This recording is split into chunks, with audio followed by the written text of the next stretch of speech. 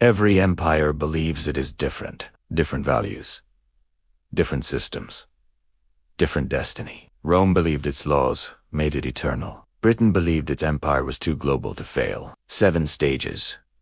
Predictable, measurable, repeating. The uncomfortable truth is not that America could collapse someday. It's that by historical standards it may already be deep into the process. The only real question is this. If history says stage 5 is the point of no return, what happens when a superpower reaches it? Across thousands of years, historians studying fallen civilizations noticed something chilling. Empires don't collapse because of one disaster. They collapse through a pattern. Different cultures, different irasem structure. Stage 1 is rise. A society unites around a strong vision. Innovation grows. Productivity rises. Institutions are trusted. Stage 2 is expansion. Power spreads outward. Trade grows. Military strength increases. Confidence builds. Stage 3 is peak prosperity. Wealth floods in. Living standards rise. The empire becomes the center of the world. Stage 4 is excess. Comfort replaces discipline. Debt grows. Bureaucracy expands. The system still works, but efficiency drops. Stage 5 is internal fracture. This is the most misunderstood stage. The empire still looks powerful, but unity collapses. Politics becomes hostile. Institutions lose legitimacy. Identity fractures. Stage 6 is decline. Power retracts. Economic stress increases. External rivals rise. Control weakens. Stage 7 is replacement. Another system takes the lead. The empire doesn't vanish, it becomes secondary. What's terrifying is that this pattern appears in Rome, the Abbasid Imperial, China, Britain, Spain, and the Soviet Union. Different religions, different technologies, same arc. The most dangerous moment is not stage 7. It's stage 5. Why? Because stage 5 feels survivable. The empire still has money, weapons, influence, and global presence. Leaders insist nothing fundamental is wrong. Citizens argue over symptoms instead of causes. History shows that once an empire stabilizes in stage 5, recovery becomes extremely rare. The system begins consuming itself faster than it can repair itself. That's why historians don't ask if collapse will happen at stage 5. They ask how long decline can be delayed. How does an empire rise and fall? Let's look at America, which followed the classic blueprint, but on hyperspeed. Stage 1 kicked off right after independence. A new nation forged a shared identity, believed in its institutions, and innovated out of necessity. It was a system that rewarded hard work and productivity. Stage 2 ignited after World War II. America's influence exploded across the globe militarily and culturally. The dollar became the world's currency, and American power reshaped global politics, trade, and security. Then came stage 3. The peak. In the late 20th century, America stood alone.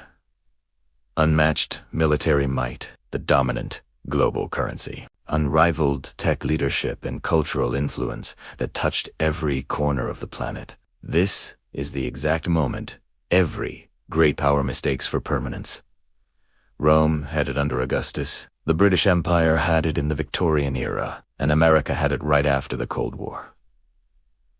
During this peak, warning signs are easy to ignore because success feels like its own justification. The systems that once demanded discipline now coast on momentum. Growth masks deep inefficiencies, and wealth hides dangerous imbalances. America's peak created the illusion that history itself had ended, that no rival system could ever challenge its dominance. But history never ends. It just pauses, and then it resumes. As prosperity soared, so did complacency. Massive debt became normal.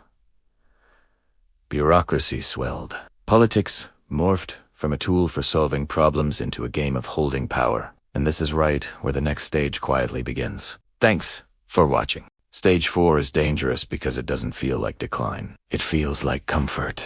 For America, this meant endless consumption, expanding debt, financialization of the economy, and a belief that growth would always cover excess. Military strength became assumed. Global leadership became routine. Institutions stopped evolving at the speed of reality. Rome did the same. Britain did the same. At stage quattro, empires stop investing in cohesion and start investing in maintenance. Problems are managed, not solved.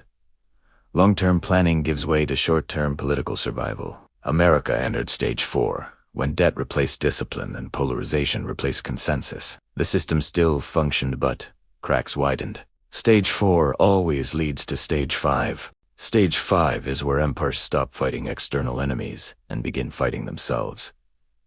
History shows this stage is not marked by invasion or sudden collapse, but by internal contradiction. Institutions still exist, the military remains powerful, and the economy still functions, but trust erodes quietly beneath the surface. In Rome, this stage appeared as endless political infighting, elite corruption, and the collapse of civic unity. In Britain, it arrived through social division, and loss of imperial confidence after World War II. In both cases, the empire looked strong on paper while becoming fragile in reality. Modern America displays the same markers. Political polarization has hardened into identity warfare, where compromise is viewed as betrayal. Federal institutions are questioned not just by opposition parties, but by the public itself. Confidence in elections, courts, media, and even science fractures along ideological lines. Economically, stage 5 is defined by inequality rather than poverty. Wealth concentrates at the top, while the middle class thins.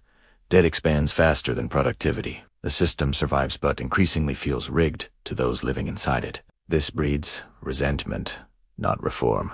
Culturally, stage 5 empires lose a shared story. Citizens no longer agree on what their nation represents, what it stands for, or where it is going. Patriotism becomes performative. History becomes a battleground.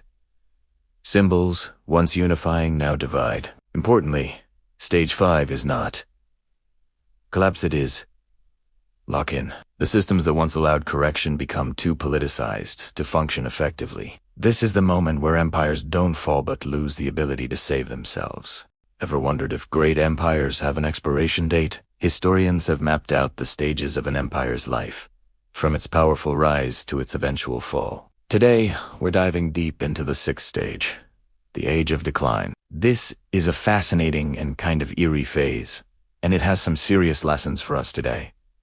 So, what does this stage look like? It's not a sudden collapse. Instead, it's a slow, grinding process, where things that were once unthinkable become normal. Think about it.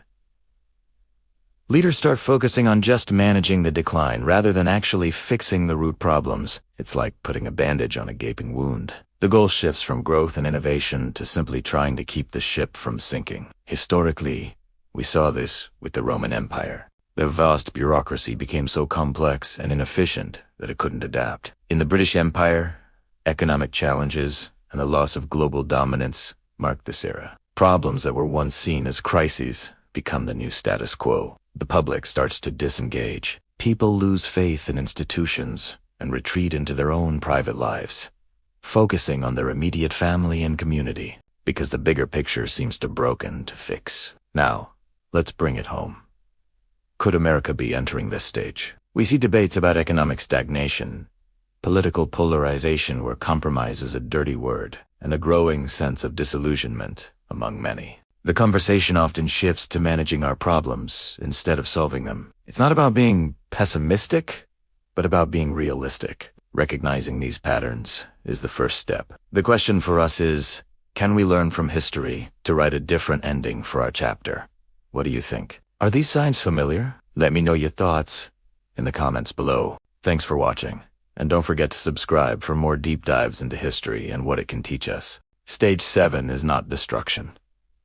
It is replacement. Empires do not vanish.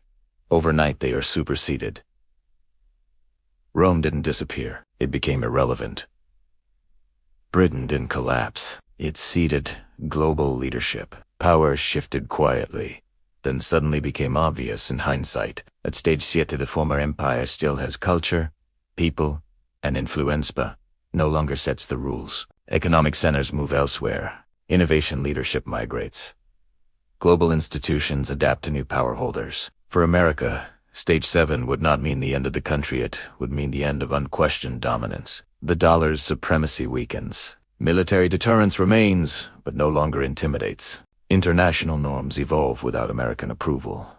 Internally, stage 7 brings narrative collapse. The myth of permanence dissolves. Citizens look back and argue over when decline truly began. Elites rewrite history. The population splits between nostalgia and denial. History is brutal here. No empire recognizes stage 7 while it's happening. Recognition only comes later, once power has already shifted. The lesson of the 7-stage collapse pattern is not fear, it is clarity.